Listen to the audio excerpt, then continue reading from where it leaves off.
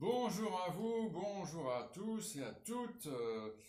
Bonjour chers confinés, chères confinettes qui, j'imagine, être tout à fait désespérés d'être sans cours, de ne pas pouvoir aller au lycée. Ça doit être dramatique pour vous, je sais bien.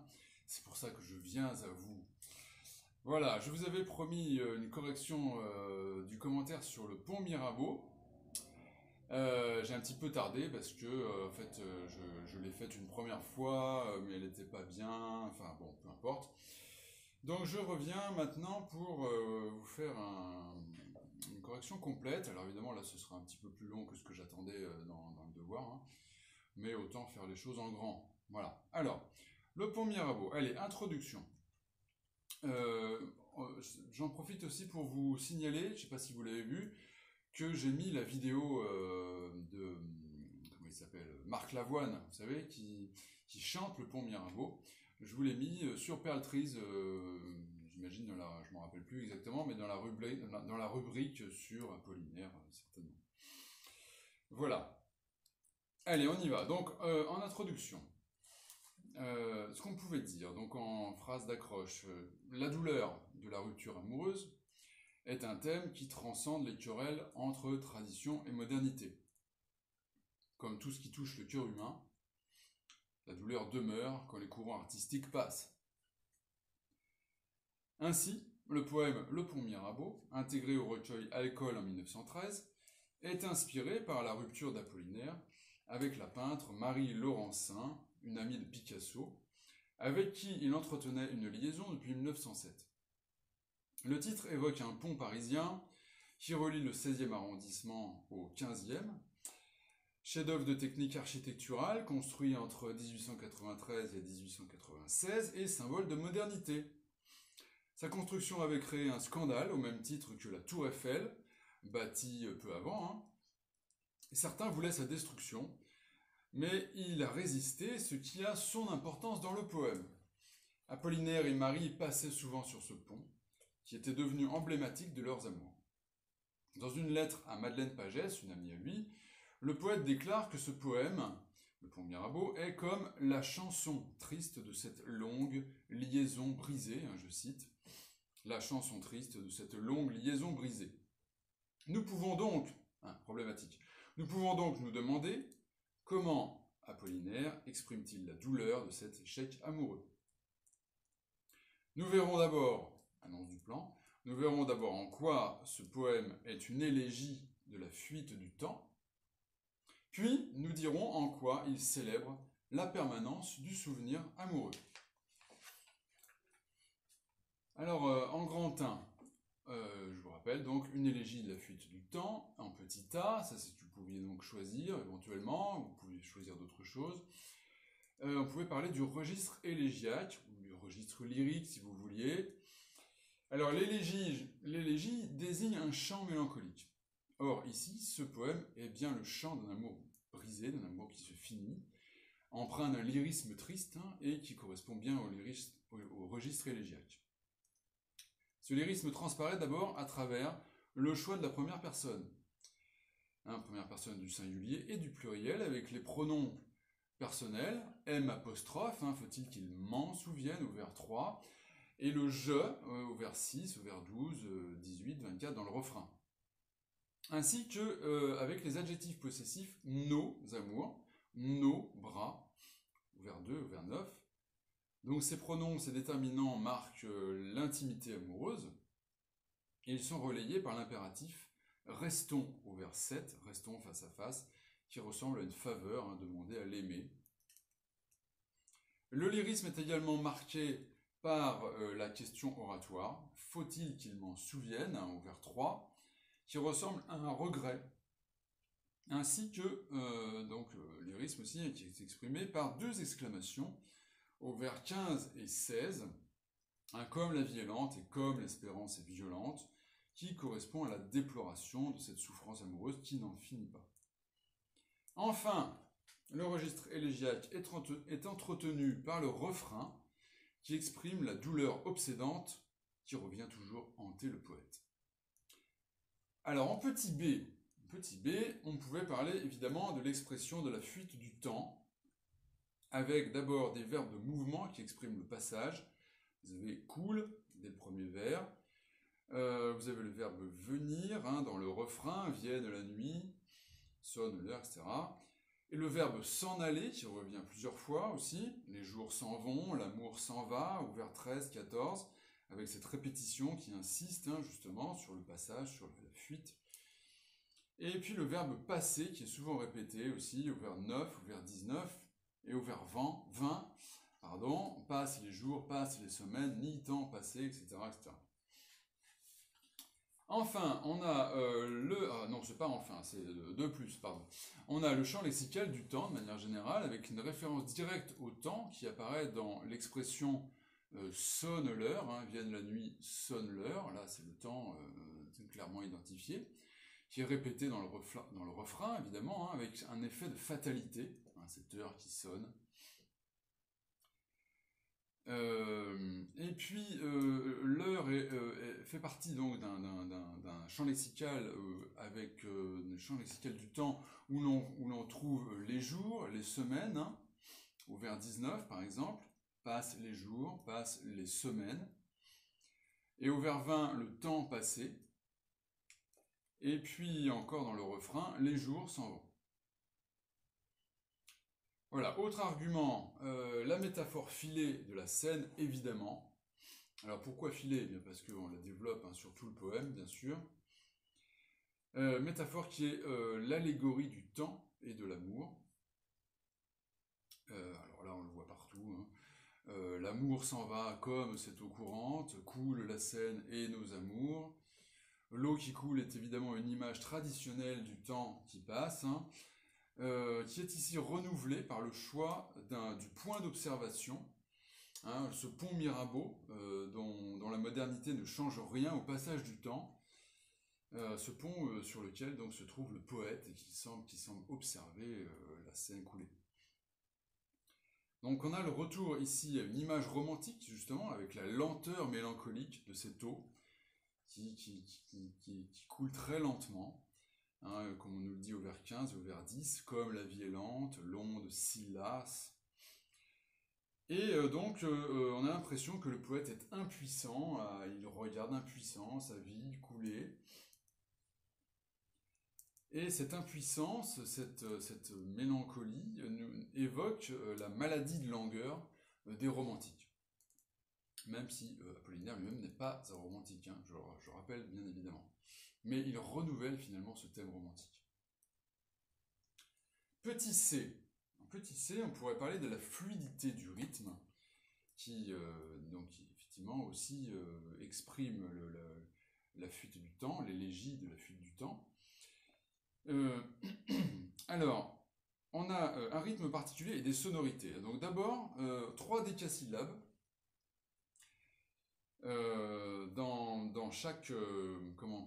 Dans chaque strophe, on a 3 décasyllabes dans chaque strophe.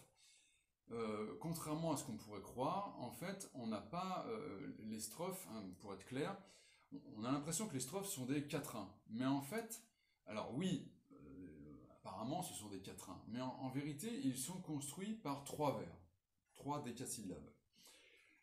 Sauf qu'il y en a un qui est démembré. Entre le vers 2 et le vers 3, hein, si on compte, et nos amours, faut-il qu'ils m'en souviennent, en fait, ça c'est un vers de 10 syllabes.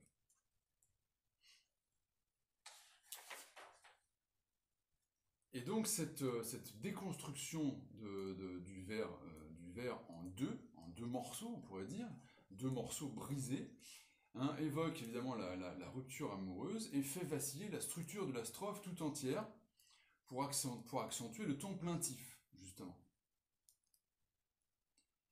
Alors, d'autre part, le refrain, qui est constitué donc d'un distique, un distique c'est 2 vers, le refrain est constitué donc de 2 heptasyllabes. Heptasyllabes, ce sont des vers de 7 pieds, 7 syllabes, des vers impairs.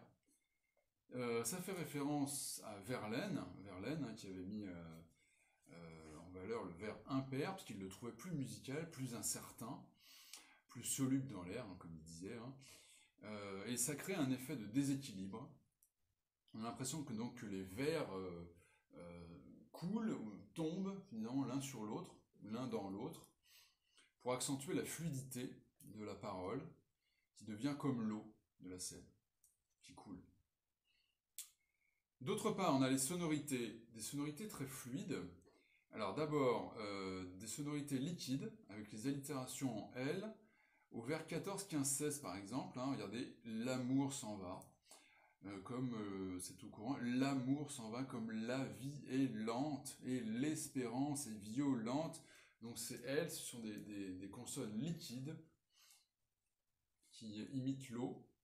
On a aussi des sonorités chuintantes, avec le vers 4, la joie, toujours, c'est J là, hein. Et puis le refrain, les jours s'en vont, je demeure, qui évoque le frottement de l'eau sur les berges. Ensuite, on a les nasales M, N, qu'on retrouve par exemple au vers 13, l'amour s'en va comme, ou alors dans le refrain, vienne la nuit, sonne l'heure, demeure. Voilà, des sonorités assez molles qui expriment donc une espèce de mollesse, de langueur, qui exprime aussi la lenteur de l'eau. Ensuite, on a encore des sifflantes avec le vers 7, restons face à face, donc ces S sont des sifflantes. Vous avez aussi passe, las, qui exprime aussi le glissement de l'eau. Alors, toutes ces sonorités sont des harmonies imitatives. On parle d'harmonie imitative parce que ce sont des sons qui imitent des sons réels. Ici, le son de l'eau. Bien. D'autre part, dans le rythme, on a évidemment l'absence de ponctuation. Ça, il fallait bien sûr en parler. Absence de ponctuation vous savez qu'Apollinaire a enlevé toute la ponctuation de son recueil juste avant sa publication, sous l'influence de Blaise Cendrars. Et donc ici, l'absence de ponctuation dans le poème donne l'impression que la parole est justement comme l'eau, elle coule, elle est insaisissable. Et puis ça crée des ambiguïtés très fécondes sur le plan du sens, avec des espèces de télescopage, d'interprétation, comme on le voit surtout dans le premier quatrain, qu'on peut lire de deux manières différentes. Par exemple, sous le pont Mirabeau coule la Seine, point. Et nos amours, faut-il qu'ils m'en souviennent? Point d'interrogation. Ou alors, sous le pont Mirabeau coule la Seine et nos amours. Et là, tout de suite, la richesse poétique est tout à fait différente. Mais ce qui est bien, avec l'absence de ponctuation, c'est que les deux interprétations sont justes. Voilà, donc le poème, comme l'eau, devient une sorte de matière souple, propice à la rêverie mélancolique. Enfin, ce qu'on pourrait dire, c'est que cette fluidité du rythme a aussi un effet enivrant. Rappelez-vous, le recueil s'appelle Alcool, au pluriel, et du coup, chaque poème, en quelque sorte, est un alcool qui agit sur les sens, qui agit sur l'esprit du poète et du lecteur. Et c'est surtout le but ici que cherche le refrain, avec donc cette répétition qui semble nous engourdir, nous enivrer. Voilà. Alors, dans un grand 2, on va parler de la permanence du souvenir amoureux. Permanence du souvenir amoureux. Alors, je vous rappelle que ce thème est évidemment un thème qui a été très souvent traité, notamment, encore une fois, par les romantiques, dans Le Lac, par exemple, de Lamartine, qu'il faudrait que vous relisiez. Le poète tente, lui aussi, de retenir le temps en évoquant un bonheur passé, des souvenirs heureux. Je vous rappelle une citation très célèbre du Lac de Lamartine. Donc, ô temps, suspends ton vol, et vous, heure propice, suspendez votre cours. Donc, en petit a, donc ça c'était juste pour introduire cette deuxième grande partie, en petit a, on a l'image symbolique du pont. Évidemment, comme permanence du souvenir, c'est d'abord le pont. Symbole de la permanence, symbole d'un présent éternel depuis lequel le poète regarde le passage de sa vie, dans une espèce de dédoublement, où le poète est à la fois acteur et témoin de ce qui se passe. Alors, cette idée est exprimée par le refrain, surtout. Hein. Les jours s'en vont, je demeure, une antithèse hein, très riche de sens.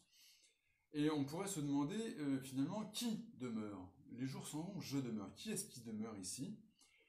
Eh bien, peut-être une conscience d'être, la conscience du moi, du poète, hein, au-delà de toutes les tribulations, de toute l'impermanence de ce qui est vécu. Et la répétition de « je demeure », donc 4 fois dans le refrain, donne une force, un ancrage à cette sensation, comme le pont, finalement, qui est impassible et qui ne peut pas emporter l'eau. On peut dire aussi que ce pont porte les souvenirs du poète hein, qui demeure avec lui. Il est le témoin et l'emblème de l'amour vécu. C'est une sorte d'amour, c'est une sorte de monument, pardon, à l'amour du couple, puisque, comme on le sait, le couple passait régulièrement sur ce pont et devait aussi regarder l'eau de temps en temps ensemble. Donc ce pont devient la métaphore de leur union, comme on le voit surtout dans la strophe 2, hein, le pont de nos bras, sous le pont de nos bras passe. Hein. Ici, c'est plus le pont de pierre, c'est le pont des bras, avec cette idée que même séparés, finalement, les amants restent unis. Unis à jamais dans l'esprit du poète, dans sa mémoire. Donc c'est une métaphore qui rend l'amour éternel. Alors, on pourrait dire justement à partir de là que finalement, celui qui dit « je demeure bah, », c'est peut-être le pont qui est ici personnifié carrément. Hein, puisqu'il incarne la mémoire, et cette mémoire qui surplombe le temps, qui échappe aux autres. Alors, en petit b, on a la permanence du présent. Permanence du présent, outre évidemment l'image centrale du pont, cette permanence s'exprime à travers les temps des verbes. On a beaucoup de verbes au présent, le poème est écrit au présent, avec une valeur double, une valeur d'énonciation. Lorsqu'il dit par exemple « sous le pont Mirabeau coule la Seine », c'est vrai au moment où il le dit, mais aussi une valeur de vérité générale. Donc ça donne une valeur éternelle et universelle à ce qui est évoqué. On a un éternel présent, l'amour demeure finalement, même la souffrance, même si c'est la souffrance, tout reste avec une valeur universelle et éternelle. Alors cet éternel présent évoque aussi la philosophie d'Héraclite, donc un philosophe grec, qui affirmait que la vie est à l'image d'un fleuve, à la fois toujours changeante, toujours neuve, mais toujours identique à elle-même. Donc on a vraiment ici un poème héraclitéen, on pourrait dire. Alors d'autre part, on a quand même un imparfait dans ce poème. Au 4e vers, la joie venait toujours après la peine, qui donne une valeur de durée, hein, vous savez bien que l'imparfait c'est la durée, mais ici une durée dans le passé, qui est renforcée par l'adverbe toujours, qui est juste à côté, venait toujours. Or c'est le seul imparfait du poème, et il évoque la joie, qui finalement remplaçait la peine, qui était plus forte que la peine. Et donc c'est intéressant parce que finalement cet imparfait pérennise ce bonheur. Et on pourrait dire aussi en même temps que c'est peut-être un souhait que la joie revienne. Hein, la joie venait toujours après la peine, sous-entendu peut-être qu'elle va encore revenir. Surtout si on lit le vers 16, et comme l'espérance est violente. Hein, donc cette espérance avec un E majuscule d'ailleurs, qui est personnifiée, qui est une espèce d'allégorie, c'est sans doute aussi l'espoir que le bonheur amoureux revienne, peut-être aussi que Marie finalement lui revienne. Alors enfin, on a une dimension cyclique du poème, avec le refrain, hein, et l'absence de ponctuation justement qui permet cette circulation.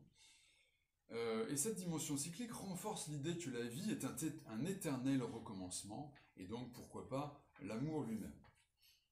Enfin, en petit c, je vais vous parler de l'acte d'écriture comme permanence du poème, justement, hein, et permanence finalement du bonheur, quelque part. Hein, puisque écrire un poème sur la perte de l'amour, c'est aussi finalement une tentative d'en fixer le souvenir et de faire échec au temps. Et finalement, de remettre en question cette rupture.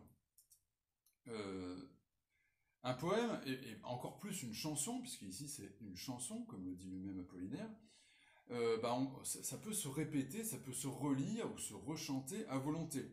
Et donc faire revivre ce qui est évoqué à chaque lecture ou à chaque chant. Ainsi, écrire, c'est offrir l'éternité à ce dont on parle et repousser la mort. C'est ce qui se passe dans la répétition de « je demeure », finalement. C'est le triomphe de l'esprit du poète, c'est le triomphe de la poésie elle-même sur le temps, qui repousse le temps, qui repousse l'aspect relatif de la vie humaine et qui la place sur une dimension sublimée, finalement, sublimée et éternelle. Et finalement, le poème devient comme le pont lui-même, qui représente, le pont représente la poésie qui résiste au temps et qui se place au-dessus de lui. Ainsi, ce qu'on pourrait dire, c'est que le poème devient un remède contre la douleur amoureuse et une façon de la transformer, une façon de la sublimer en œuvre d'art qui s'adresse en plus à tous les lecteurs, donc une œuvre d'art pour tous. Voilà, alors en conclusion, on a un poème donc, qui est situé dans la tradition élégiaque romantique, avec le thème du souvenir amoureux, rendu mélancolique par la fuite du temps, comme dans Le Lac de Lamartine, ou comme dans d'autres poèmes, par exemple Tristesse d'Olympio de Victor Hugo, ou Souvenir de Alfred de Musset, mais avec une écriture moderne, notamment l'absence de ponctuation bien sûr, qui rend le texte original et neuf. Alors d'autre part, le fait que Marie Laurencin ne soit pas nommée dans le poème, et l'humanité, la plainte lyrique de ce texte assure au poème une portée universelle et intemporelle, et c'est pour ça d'ailleurs que finalement il est resté si célèbre, encore aujourd'hui, et qu'il touche tout le monde. Enfin, ce poème résume et symbolise la quête de l'écriture, qui est de faire échec au temps et de donner du sens à la souffrance. Voilà, merci pour votre attention, et bon courage aussi pour la dissertation. Si vous avez des questions, vous pouvez me les envoyer par Atrium ou par Slack. Je vous répondrai. Je vous souhaite bon courage pour le confinement. Continuez à lire. Si vous n'avez pas lu la fin du Rouge et le Noir, faites-le quand même. Ce serait bien. Surtout qu'à l'oral, on risque de vous demander si vous avez lu quand même un roman. Donc finissez de le lire. Allez, bon courage et à bientôt j'espère.